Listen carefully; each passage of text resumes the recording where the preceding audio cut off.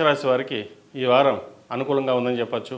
వృత్తి ఉద్యోగాల పరంగా అనుకూలమైన పరిస్థితి గోచరిస్తుంది. విద్యార్థులకు ఈ వారం అనుకూలంగా ఉందని చెప్పచ్చు. విదేశాలకు వెళ్ళాలనుకునే వారికి మంచి అవకాశం అని చెప్పచ్చు. కష్టే ఫలి అన్నట్టుగా కష్టపడి మీకంటూ స్థానాన్ని పెంపొందించుకోవడానికి ఎంతగానో శ్రమిస్తారు. ఒకరి మాటలు పట్టించుకోకుండా మీకు మీరుగా ఎదగడానికి ఎంతో శ్రమిస్తారు కూడా. మొత్తం మీద విదేశాలకు వెళ్ళాలనుకున్న వారికి, ప్రభుత్వ ఉద్యోగం కోసం ప్రయత్నిస్తున్న వారికి ఈ వారం అనుకూలంగా ఉందని చెప్పచ్చు. వ్యాపారస్తులకు వ్యాపారపరంగా ఈ వారం బాగుంది. నూతన వ్యవహారాలు అనుకూలిస్తాయి. కొత్త ప్రాజెక్టులు ప్రారంభించాలనే కళ నెరవేరుతుంది. నలుగురిలోనూ మీకంటూ స్థానం పొందడానికి ఎంతో శ్రమిస్తారు. మీరు ఎంత కష్టపడినా 10 మంది లాగేవారు ఉంటారు. అవేవి మీరు పట్టించుకోకుండా ముందుకు వెళ్ళడం, ఏదైనా సరే ఒక నిర్ణయం తీసుకున్నారంటే ఆ నిర్ణయానికి కట్టుబడి ఉండడం, ఒకరిని ఉంచకుండా మనం బాగుండాలి, పక్కవాడు బాగుండాలి అనే ఉద్దేశంతో మీరు వెళ్ళడం, ఇవన్నీ మంచిదనంగా చెప్పవచ్చు. ఎందుకంటే ఏదైనా ఉంది అంటే మీకు మీరుగానే ఆలోచిస్తారు తప్పితే కానీ పక్కవాడు బాగుండాలి, పక్కవాడు చెడిపోకూడదు అనే ఆలోచన ధోరణితో వెళ్తారు.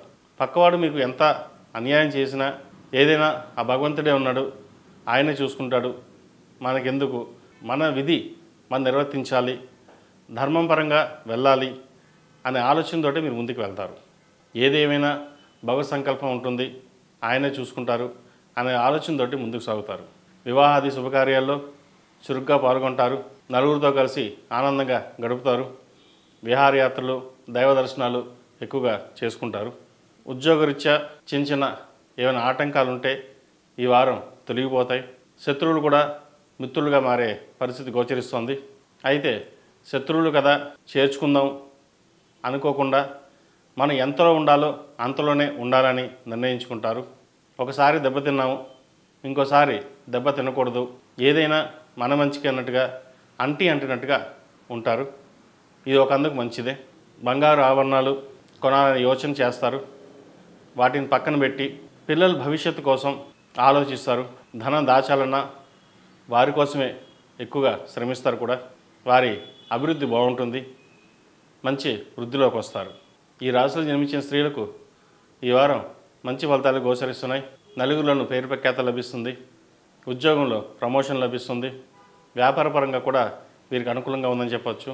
ఇంటా బయట ఈ వారం సంతోషకరమైన వాతావరణం నెలకొంటుంది.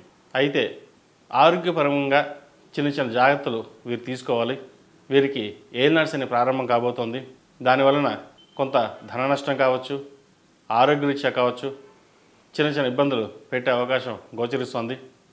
కాబట్టి వ్యాపారంలో కానీ ఉద్యోగంలో కానీ ధనం ఖర్చు పెట్టేటప్పుడు కానీ కొంత ఆచితూచి వ్యవహరించడం అనేది చెప్పదగినది. ఈ రాశివారు ఏలినాటి శనికి అఘోర పాశుపత హోమం చేయించడం, 8 శనివారాలు శనికి తైలాభిషేకం చేయించడం చెప్పదగిన విషయం.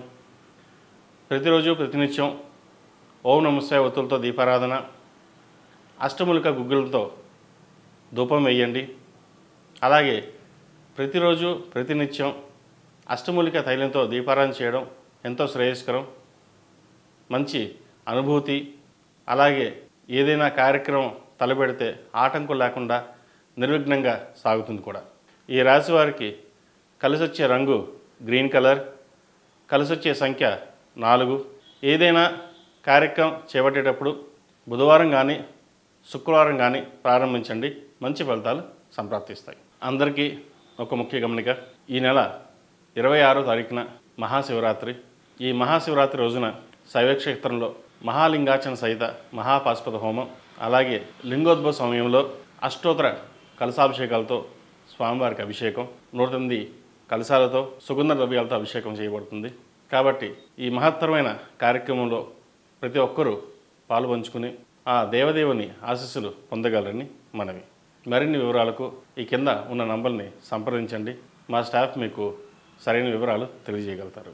ePoojaStore.in పసుపు కుంకుమ నుంచి దేవతా విగ్రహాల దాకా అన్ని రకాల పూజలు, వ్రతాలు, వివాహం, గృహప్రవేశం, హోమాది శుభకార్యాలకు కావలసిన పూజా సామాగ్రి అంతా ఒక్క క్లిక్తో మీ ఇంటి వద్దకే.